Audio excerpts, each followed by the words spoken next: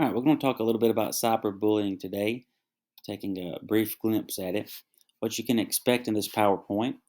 We're going to find out what cyberbullying actually is, how we spot it, and how we can possibly prevent it from a teacher and parent perspective.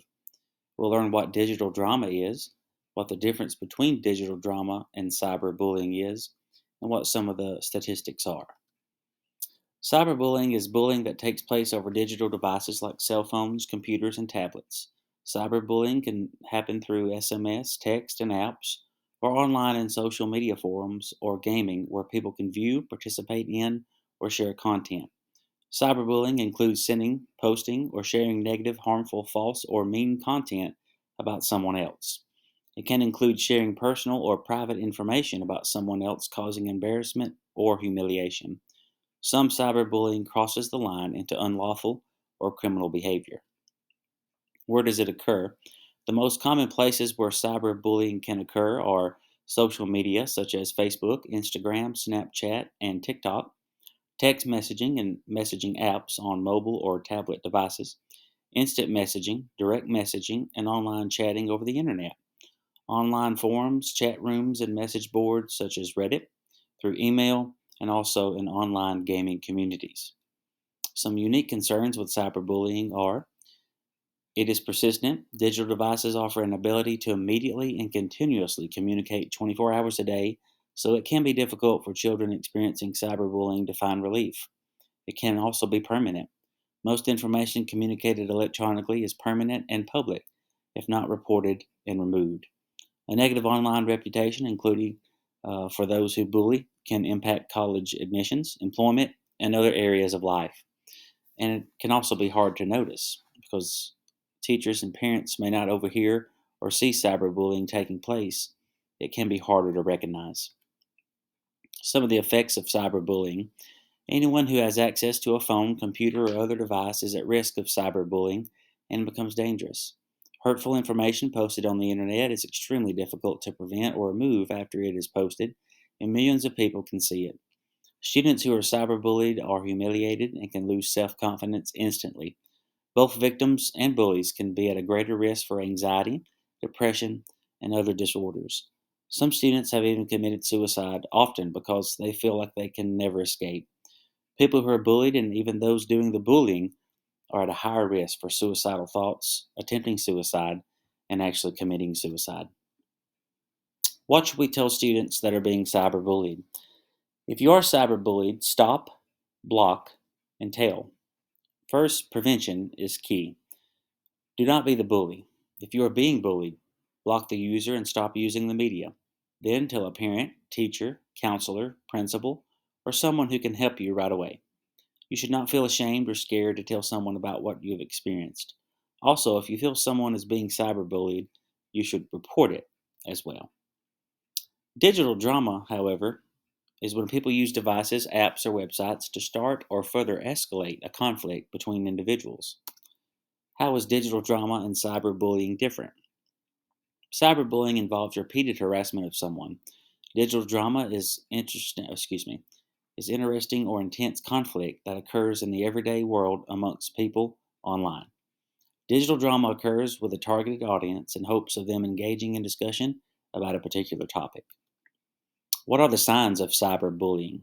As teachers, we especially need to be on the lookout for these. We're going to go through 10 of them. Uneasy, nervous, or scared about going to school or outside. This is a major warning sign that your child or student is uncomfortable in their school environment or being around their classmates. Some other signs to look out for are if your child or student continuously asks you if they can skip school by staying home, or if they make calls asking to come home early during the school day. Number two, nervous or jumpy when texting or using social media. Does your child or student become extremely anxious about their phone, tablet, or laptop, especially while you're in view of their device? Keeping devices in commonly used areas is an easy way to help maintain a watchful eye. Number three, they're upset or frustrated after going online or gaming. Have you ever witnessed a child get so angry at what's happening on screen that they slam their device shut or throw it mid use? This outburst of anger can be a red flag, as kids may do this as a way to distance themselves from bullies. Unwilling to discuss or share information about their online accounts and devices. Number 4. Increased secretiveness is another big warning sign when it comes to online bullying. Children will try to hide what's going on in order to keep it quiet since many victims are afraid to speak out, especially to parents. Having a family contract that establishes rules for your children and their online passwords and accounts is just another way to help protect them from bullying and give you, as parents or teachers, some peace of mind. Take a look at this family contract. I found this very interesting. As you can see, it does have a mission statement, some rules of engagement, some things that you can have agreed upon between you and your child or you and your student.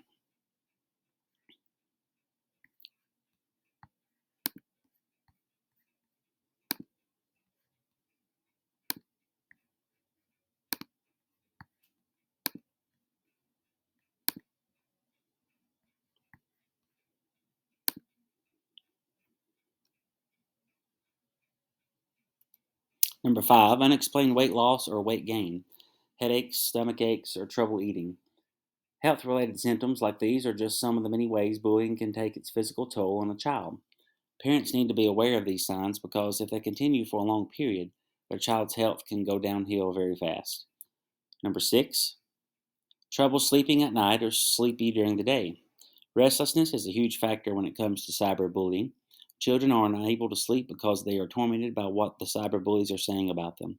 This fatigue can then affect the child throughout the rest of the day, making their school day even harder as they attempt to deal with schoolwork and classmates. Number 7, loss of interest in favorite hobbies or activities. If your child has suddenly lost interest in their favorite sport or hobby, it may be an indicator of cyberbullying. They may be trying to distance themselves from others, making fun of them, or attempting to fit in. Talk with your child and continue to encourage them to do what makes them happy, not others. Number 8, child suddenly seems depressed or antisocial. If your child seems to be severely unhappy or only wants to be in their room by themselves, it could be a warning sign. To boost their mood, try planning a family outing or even a game night to get them up and out of their room. This will also let your child know that your family is there to support them. Number 9, withdrawn from close friends and family. This withdrawal could be an attempt to push people away and distance everyone in their life, especially from those doing the bullying. Make sure your child knows you're there for them if they want to talk about anything.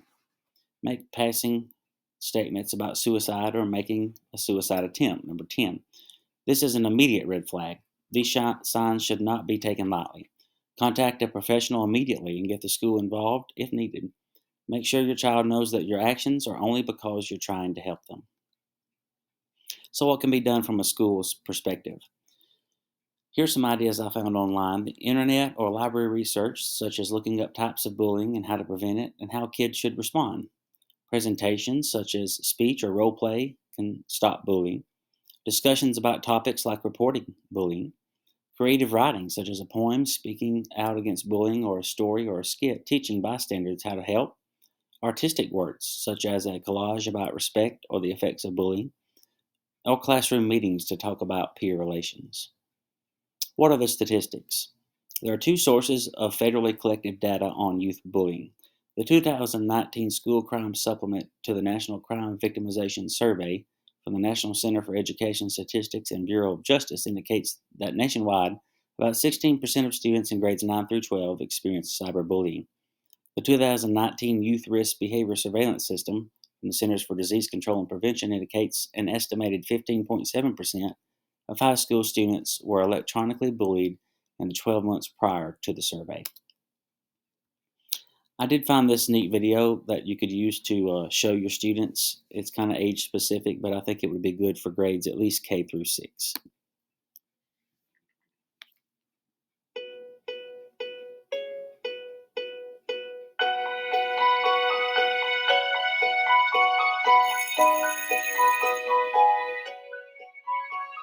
Hey, I'm Darius. And I'm Maya.